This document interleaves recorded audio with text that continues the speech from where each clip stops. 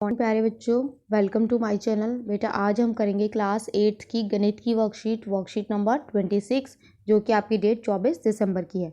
आज हम करेंगे घन के अभाज्य गुणनखंड। गुणनखंड करना सभी को आता है, ठीक है। एग्जाम्पल दिया हुआ है कि 500 के हमने गुणनखंड किए। ये देखिए, 2 से भाग किया तो 250 टाइम्स आया, फिर 2 से भाग किया 125 आया, 5 से भाग किया 25 आया, 5 से भाग किया 5 बार जाएगा, फिर 5 से काटा 1 आ गया। तो जब तक 1 नहीं आता लास्ट में हम तब तक सॉल्व करते जाते हैं। इसके गुणनखंड क्या हो गए? 2 गुणा 2 गुणा 5 गुणा 5 गुणा 5। चिंटू और पिंटू अच्छे दोस्त हैं, दोनों ही 8वीं क्लास के छात्र हैं, दोनों ही गणित क्लब के सदस्य हैं। शनिवार के दिन दोनों गणित क्लब में भाग ले रहे थे। उसी दिन गणित क्लब की एक्टिविटी का नाम संख्याओं के साथ खेलना है। अब वो एक्टिविटी कर रहे हैं क्लब में संख्याओं के साथ खेलना। चिंटू कह रहा है, पिंटू हम इस पर चर्चा कर रहे हैं। चिंटू कह रहा है, क्या आपको एक बात पता है? पिंटू ने कहा, क्या? चिंटू ने कहा, ऐसी बहुत सारी संख्याएं हैं जिनका अभाज्य गुणनखंड करने पर एक ही जैसी 3 अभाज्य संख्याएं मिलती हैं। जैसे 8 है, 8 के अगर हम गुणनखंड करते हैं तो आपको मिलेगा 2 गुणा 2 गुणा 2, यानी कि ये संख्या 3 बार मिली है और एक जैसी है। इसमें 8 के अभाज्य गुणनखंड में 2 3 बार आता है। चिंटू, हाँ, इन संख्याओं को हम घन कहते हैं, ठीक है, घन संख्या कहते हैं। तो क्या यह आवश्यक है कि किसी संख्या के अभाज्य गुणनखंड के बाद एक ही प्रकार की संख्याएं हों, यानी कि एक ही जैसी हों सारी, सब 2 2 2 हों? ऐसा ज़रूरी है? नहीं है। जो संख्या के अभाज्य गुणनखंड में आता है उनका ट्रिपलेट होना ज़रूरी है, यानी कि जो भी संख्या आ रही है वो 3 बार आनी चाहिए, यानी 3 का एक समूह होना चाहिए। जैसे 216 के जब हम अभाज्य गुणनखंड करेंगे तो आपका आएगा 2 गुणा 2 गुणा 2 गुणा 3 गुणा 3 गुणा 3। ये 3 बार आ गया और ये भी 3 बार आ गया, ठीक है। तो इसलिए ये क्या है? एक पूर्ण घन संख्या है। यहाँ पे देखिए साइड में आपको क्वेश्चन दिए हुए हैं, संख्याओं का अभाज्य गुणनखंड निकालें। तो बेटा ये फैक्टर करना है, मैं भी सिखा दूंगी। तो फाइनली हमने क्या सीखा? एक ऐसी संख्या जिनके सभी अभाज्य गुणनखंड 3 के समूह में होते हैं उसे घन संख्या कहते हैं। रामू के पास जूते का एक बॉक्स है जिसकी विमाई दे रखी है, इतनी है, यानी कि ये लंबाई है, ये चौड़ाई है और ये ऊंचाई है। वह इस प्रकार के बॉक्स का उपयोग करके एक घन बनाना चाहता है। घन बनाने के लिए कितने बॉक्स की न्यूनतम आवश्यकता होगी?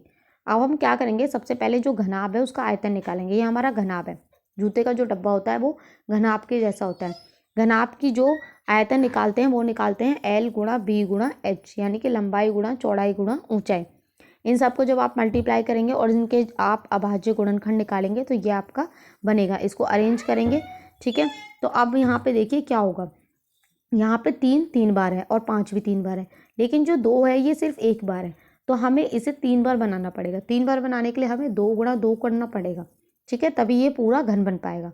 अभाज्य गुणनखंड करने पर 2 केवल एक ही बार आया, एक ही बार आया। पूर्ण घन बनाने के लिए हमें 2 गुणा 2 की जरूरत होगी, यानी कि 2 गुणा 2 4 बॉक्सों की जरूरत होगी, ठीक है। 2 गुणा 2 गुणा ये कितना हो जाएगा? 4, तो ये पूर्ण घन बन जाएगा। चलिए फर्स्ट क्वेश्चन है, निम्न में से कौन सी संख्या पूर्ण घन है? तो बेटा पहले हम इसके गुणनखंड करेंगे, जोड़े बनाएंगे, 3 3 के जोड़े बनाएंगे। अगर जिसके जोड़े बन गए तो वो तो हो जाएगा कि वो पूर्ण घन संख्या है, और जिसके जोड़े नहीं बनेंगे वो पूर्ण घन संख्या नहीं है।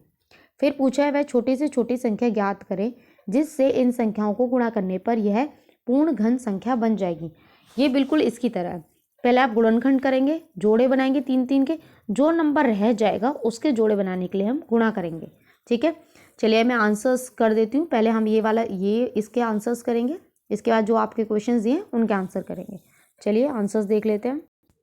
ये देखिए 3325 इसके मैंने यहाँ पे गुणनखंड किए हुए हैं। 5 से भाग करेंगे 665 आएगा, फिर 5 से कटेगा ये 133 आएगा, ये आपका 7 से कटेगा 19 बार, और 19 का पहाड़ा 19 से कम 19, तो ये आपके गुणनखंड हो गए, ठीक है। ये फर्स्ट है जो साइड में दिया हुआ है क्वेश्चन, सिर्फ इसमें आपको गुणनखंड करने हैं। ये मैंने अभाज्य गुणनखंड कर दिए, ये यहाँ पे मैंने लिख दिया है, ठीक है। ये तो बहुत ईजी है, आप कर लेंगे। 27 के गुणनखंड भी कर दिए, 3 गुणा 3 गुणा 3, ये साइड में लिखा हुआ है। 1000 के भी मैंने ये गुणनखंड कर दिए साइड में लिखा है, ठीक है। गुणनखंड करने तो आपको आते ही हैं। 216, अब ये जो आपका क्वेश्चन था कि कौन सा पूर्ण घन है और कौन सा नहीं है ये पता करना है। तो 216 है, 216 के मैंने गुणनखंड किए, अब हम इनके जोड़े बनाते हैं। ये 3 बार है, ये 3 बार है, तो यानी कि ये पूर्ण घन है, ठीक है। तो ये उन्होंने पूछा ना कौन सी संख्या पूर्ण घन है, तो ये भी पूर्ण घन हो गई क्योंकि इसके जोड़े पूरे हैं। सेकेंड देखिए 10,000 लिखा है। अब 10,000 के जब मैंने गुणनखंड किए तो ये तो 3 बार हो गया, ये भी 3 बार हो गया, लेकिन ये जो 2 और 5 है ये तो अकेला रह गया, तो ये पूर्ण घन नहीं है। क्योंकि सिर्फ इसमें पूछा है कि कौन सी संख्या पूर्ण घन है और कौन सी नहीं है, तो आप यहाँ लिख देंगे नहीं है। ठीक है। थर्ड देखिए 729। 729 के जब आप गुणनखंड करेंगे 3 3 से जाएगा, ये भी जोड़ा बन गया, ये भी जोड़ा बन गया, तो ये आपका क्या हो जाएगा, पूर्ण घन है। ठीक है, क्योंकि जोड़े बन रहे हैं। फिर चौथा है 2225, 2025, इसके गुणनखंड करेंगे तो ये देखिए ये जोड़े बन गए, लेकिन ये अकेला रह गया, तो ये क्या हो जाएगा आपका पूर्ण घन नहीं है, क्योंकि जो 5 है वो 2 बार लिखा है, 3 बार चाहिए ना हमें हर संख्या। चलिए आगे देखते हैं। 15625, इसके गुणनखंड किए तो देखिए ये 5, ये 3 बार है और ये 3 बार है, तो ये आपका क्या हो जाएगा, पूर्ण घन है, क्योंकि जोड़े हैं बन गए इसमें हमारे 3 3 के। सेकंड क्वेश्चन में क्या बोला था कि किससे गुणा करें पूर्ण घन बनाने के लिए, तो 243 के मैंने जब गुणनखंड किए तो यहाँ देखिए 3 3 का जोड़ा बन गया। अब ये जो 3 3 का जोड़ा बनाने के लिए हमारे पास 2 बार 3 है, तो एक बार और 3 लाना पड़ेगा, तो हम क्या लिखेंगे, 3 से गुणा करने पे, 3 से गुणा करने पे ये क्या बन जाएगी, पूर्ण घन संख्या बन जाएगी। जहाँ जोड़ा कम है, जो नंबर कम है वही लिख देना है हमें। 72 के गुणनखंड किए तो ये देखिए ये जोड़ा बन गया। अब ये 3 है, ये 2 बार लिखा है, तो एक बार और अगर मैं 3 ले आती हूँ तो 3 बार बन जाएगा, आपको देखना है 3 बार बनाना है, तो किससे गुणा करने पर, 3 से गुणा करने पर ये पूर्ण घन बन जाएगा। फिर है आपका 1188। 1188 के जब आप गुणनखंड करेंगे तो आपका आएगा 2 गुणा 2, ये सब आएगा। तो अब आप देखिए ये तो आपका जोड़ा बन गया, लेकिन ये जो 2 है ये 2 बार है, तो हमें तो 3 बार चाहिए, तो मैं 2 से गुणा कर देती हूँ। अब ये 11 जो है ये 1 बार है, तो 11 तो भाई हमें 3 बार चाहिए, तो मैं 2 11 और गुणा करूँगी, तो हमारा आंसर क्या आएगा, किससे गुणा करने पे, 2 गुणा 11 से गुणा करने पर। ठीक है, हमें ये पूर्ण घन मिल जाएगा। फिर आपका 392। 392 के गुणनखंड किए, 2 गुणा 2 गुणा 2 गुणा 7 गुणा 7। अब यहाँ देखिए ये तो 3 बार है, लेकिन ये 3 बार नहीं है, तो 1 7 कम है, तो हम क्या करेंगे, 7 से गुणा करने पर ये पूर्ण घन बन जाएगी। फिर है आपका 128।